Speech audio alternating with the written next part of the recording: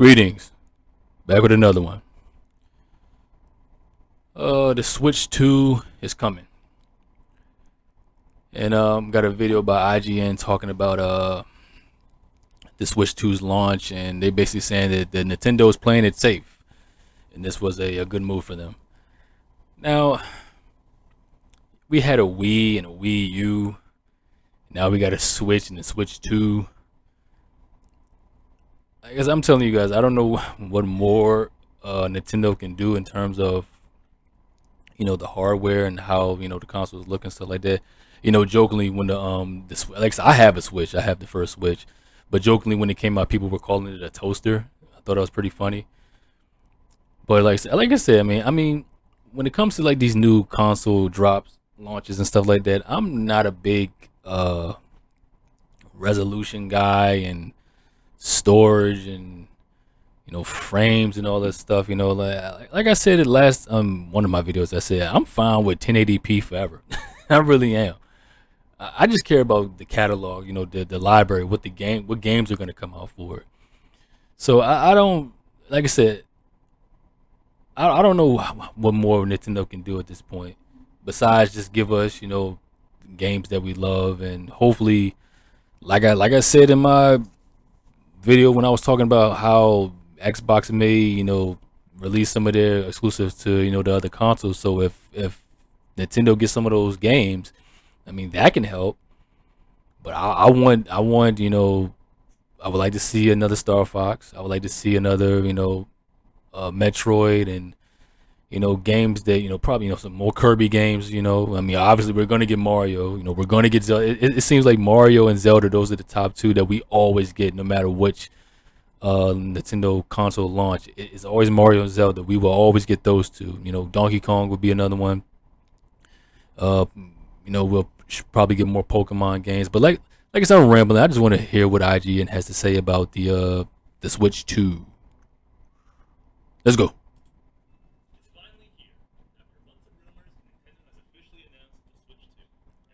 Surprise is how unsurprising it is.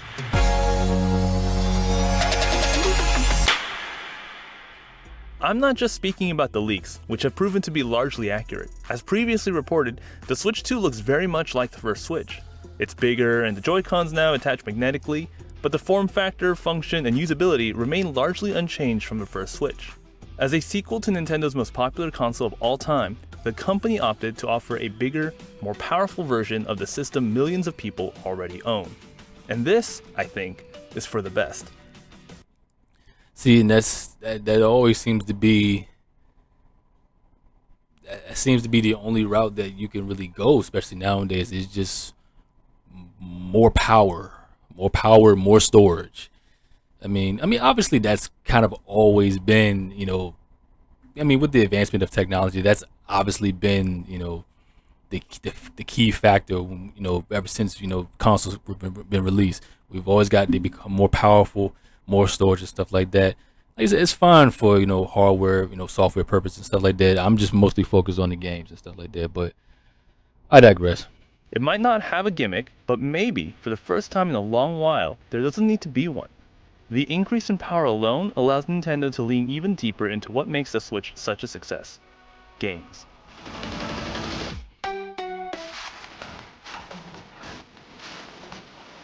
Nintendo's first-party output during the Switch era, between Super Mario Odyssey, Mario Kart 8 Deluxe, and The Legend of Zelda: Tears of the Kingdom, has been some of the best in the company's history. And between the Super Mario Bros. Movie and attractions at Universal Studios, the Nintendo brand is perhaps bigger than it's ever been. So releasing a system that will help the games shine even brighter is perhaps the best thing Nintendo can do right now. In the past, Nintendo's hardware updates were defined by some kind of new, usually quirky feature or hook. Go anywhere you want to go, do anything you want to do. The Wii's motion controls, the DS's double screen, the 3DS's glasses-free 3D, the Wii U's tablet, and the Switch's hybrid nature. Even unpopular consoles like the Virtual Boy still offered a unique spin on hardware. Virtual Boy, see it now. I know, yeah. Nintendo is top dog when it comes to gimmicks. I will admit that. I mean, like I said, as you see the Virtual Boy right here, I mean, just Nintendo, they will just, after I guess you could say the Super NES,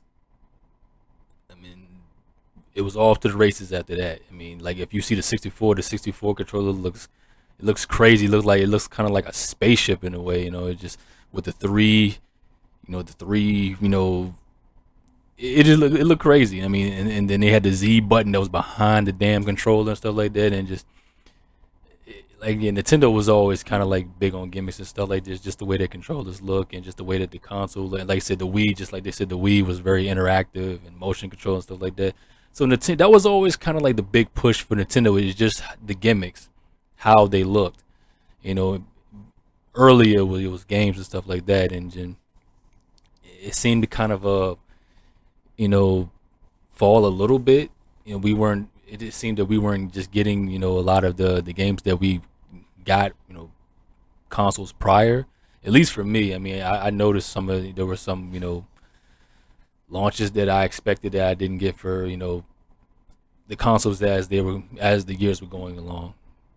Now in 3D. The whimsy and fun of each new piece of Nintendo hardware usually makes up for the lack of power compared to PlayStation or Xbox. Well, that and Nintendo first-party exclusives. And for the Nintendo Switch, the big hook of the system, the ability to play console games on the go or on the TV, combined with some of the best Zelda and Mario games ever released on a Nintendo console, were enough to propel the Nintendo Switch to record sales, becoming the second best-selling console of all time behind the Nintendo DS. As the saying goes, all time, second of all time.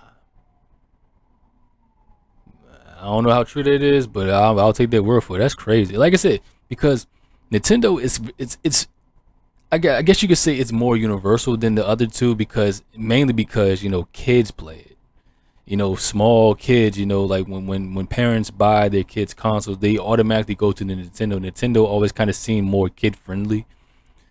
So if the Switch is the second all time, what's the first one? I don't know. Hopefully they'll say it. if it ain't broke, don't fix it.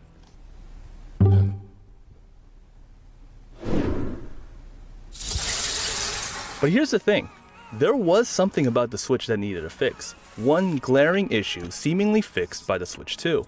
The horsepower. Even when the first Nintendo Switch launched in 2017, many noted that while the ability to play console games on the go or on the TV was a game changer, it was still notably underpowered compared to its contemporaries, the PS4 and Xbox One. There were miracles, for sure, like getting games like... I didn't notice that because I didn't care. As long as I can see the game, as long as the hardware was functional, I didn't care. That's the one thing I can say about Nintendo consoles, man. They deliver in terms of just performance. Like when I played, my PS4, or when I'm currently playing my Xbox Series S, and then I play my Switch. From time to time, the Xbox and my PlayStations, the games would crash. I mean, just flat out crash. That never happened to me playing Nintendo consoles. So I would say that they do a good job when constructing and manufacturing the Nintendo consoles, because they never crashed on me, ever. I would say the most problems I've ever had with the Nintendo console ever was the original Nintendo. You know how the cartridge didn't work sometimes. You had to blow into it and then stuff it back into the console. And the Super Nintendo was kind of like that a little bit, but not as much as the first one. The first one, man, it had its problems, man. Like sometimes when when the cartridges died on you, it was impossible to revive a lot of times. But ever since Nintendo went to disc, like with the GameCube stuff like that, I mean, I didn't have those problems anymore. The Nintendo consoles never crashed on me like the way currently that the Sony and the Microsoft consoles do. I mean, the constant crashes. Sometimes the games would just drop, the application would drop. So I never had a problem with that with Nintendo games. So when you talk about horsepower, I didn't give a crap. Doom Eternal. As long as the game didn't crash, I didn't care. As the years went on, the Switch fell further and further behind, as console makers like Sony and Microsoft introduced aggressive mid-cycle refreshes like the PS4 Pro and Xbox One X. Many thought Nintendo would introduce a Nintendo Switch Pro. Instead, Nintendo opted for improvements to the form factor with the Nintendo Switch Lite and the screen with the Nintendo Switch OLED. The improvements to the GPU would be reserved, it seems, for the Switch 2. The mission statement is clear. This is a better, more powerful Switch. If you own a Switch and it's almost everything you've ever wanted from a console, you're gonna love the Switch 2. If you were waiting for a more powerful Switch, here it is. It's a system that does virtually nothing to alienate anybody that remotely enjoys the current Nintendo Switch experience. Even its backward compatibility seems geared to get as many Switch owners as possible to upgrade.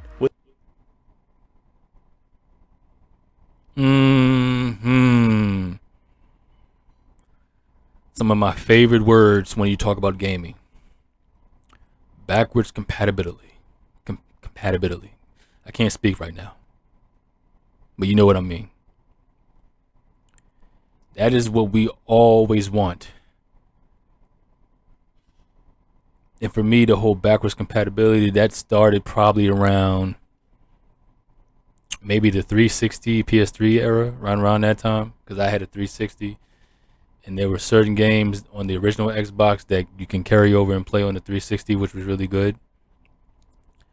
But yeah, that's one thing that I'm expecting, because I mean, it's the same damn name. It's just a second. So this game is just, so this console is just going to be an update. You got Switch 1, Switch 2, so you should be able to play, probably not all of the Switch games. No, hell no, I take that back. All of them. Because like I said, because if you're just giving us more power, then we should be able to play all the games from the previous Switch. I mean, that's the best news I've heard so far. Power, I don't care. Like I said, I'm not the best person to talk to when it comes to more power and better resolution and storage and stuff like that. I'm not the best person to talk to. I'm an old school gamer. So just give me a great catalog of games that I can play, that that have great replay value and all that stuff, and I'm sold. That's all I care about. So, moving on.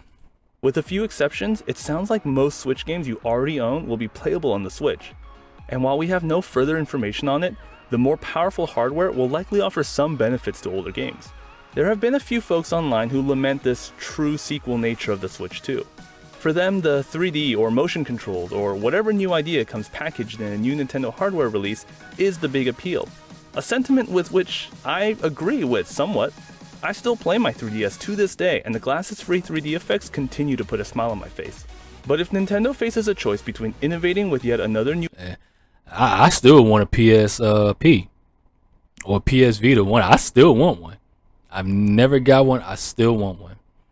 I mean, because just to have a Sony console device on the go, I've always wanted that. Sometimes when... I'm up here in New York, so sometimes when I, walk down to the laundromat, to clean my clothes and stuff like that, I'll take my Switch with me. But sometimes it's kind of awkward to have that, that big ass Switch, and I don't have a protective, shield cover, box that I can have it. So I got to be very careful, when I play it. I don't carry it with me all the time, but I would love to have like a smaller handheld, because I haven't had a handheld. I can't speak. I haven't had a handheld console since the Game Boy Advance. That's a long time, people. I mean, and we've had PSPs, PS Vitas. I'm surprised. I mean, y'all help me out. Did Microsoft ever have a handheld console? Did they? Help me out with that one, because I don't know. But I still want me a PS Vita. I still want one. I'll get one of these days. And by that time I'll get one, Sony going to do a lot of stuff, but. Continue. New hardware model or improving its existing one, the answer is clear. The Switch has obvious technical shortcomings that the Switch 2 plainly addresses. Meanwhile, experimental tech in 2025 seems to have hit a wall as seen by the stagnant AR and VR hardware space. Something Nintendo briefly experimented with themselves with Nintendo Labo to mixed results. Yeah, because VR and all of the motion interactive stuff, like people of my generation, we don't really care about that. Like kids may have fun with it, but not for long. Like kids would jump into it and then they'll just get bored and just go do something else. But my generation, like guys my age, we're not going to care about that motion control and interactive stuff. We're not going to care about that because we are the arcade generation. If we wanted to play games where we were doing motion controls and interacting with stuff, I'm doing the Trump thing. But like I said, if we were like we used to go to the arcades for all that stuff. You know, we used to play the driving games and, you know, some of the boxing games and the, you know, the shooters and stuff like that. We used to go to the arcades and do that stuff. But now arcades are kind of like, you know, the thing of the past now. I mean, they still have them, but it just, you know, my generation, we're old now, so everything is just, you know, playing games at home now. So we don't really have, you know, those interactive things no more. And, you know, the Switch, you know, tried it. Like I said, the Wii was successful in doing that motion controls and all that stuff. But it was big with the kids. Like I said, the kids are going to eat it up, but for how long? So, you know, the VR stuff and just, I don't know. I mean, it's a place for it, but I like, just like they said, it's just stagnant. I think it will forever. I don't want to say forever, but I think it's going to be like that for a long time. And like, I just think when it comes to the VR stuff, it's going to have its own it's going to have its own audience for that. You know, you're going to have people who want to go into that and they may stay there. But for my generation, like I said, all we want is just these. That's all we want. Like I said, we just wanted a regular controller and go in. On the graphics side, even new consoles like the PS5 and Xbox Series X aren't selling their vision of the future. Sure, ray tracing is nice, and the faster SSDs mean load times are virtually a thing of the past, but 4K graphics haven't materially improved the gameplay experience for many people, especially since the research shows many gamers are still mostly playing games from the mid-2010s. Nintendo is an exception to this. While the Switch 2 likely won't hit 4K graphics, as the company's consoles typically fall about 2 generations behind the competition, there's still headroom to make up. The Switch 2 will... They say 4K. I said, by the time I get a 4K TV, like I said, I'm still 1080p. By the time I get a 4K TV, we're gonna have 10K. I mean, that's how old and that's how, you know, old school I am when it comes to games. I'm a ride the wheels. I'm a ride until the wheels fall off type of guy. I still got this, you know, this 30 plus Vizio TV that I still use, and like I said, as long as I can see the game and as long as the consoles are functional and stuff like that, it just I'm just, like I said, I'm too old for this crap. Like what they say in Lethal Weapon, I'm too old for this ish, you know. Will not be as powerful as the PS5, not by a long shot. But closing the gap and it doesn't is an need important step both for allowing further innovation and evolution for Nintendo's first-party games, and ensuring the Switch 2 is considered a worthwhile destination by third-party developers and publishers. If the Switch 2 is able to be on par with, or even a bit better than the Steam Deck, for example, then it'll theoretically be able to run games like Steam Final Deck, I Fantasy forgot VII about Rebirth, which was just recently verified for Steam Deck. That is a current-gen game that we could potentially see on the Switch 2, raising its value proposition for potentially millions of more gamers than just those who already own and enjoy their Nintendo Switch. You coming? Way ahead of ya! Ultimately, the big new hook of the Switch 2 is that for the first time since maybe the Super Nintendo, the company has decided the best course of action to maintain its level of creativity is to play it safe and simply just release a more powerful console. All right. Even the name is a statement of intent. Whereas the Wii U confusingly tried to advertise itself as both a successor to the Wii with old features like motion controls and something brand new with its tablet-like controller, the Switch 2 is straightforward. This is the next Switch, the better one, the one you should upgrade to the same way you want to upgrade to the next iPhone. For more on the Nintendo Switch 2, including 30 details you may have missed, keep it right here on IGN.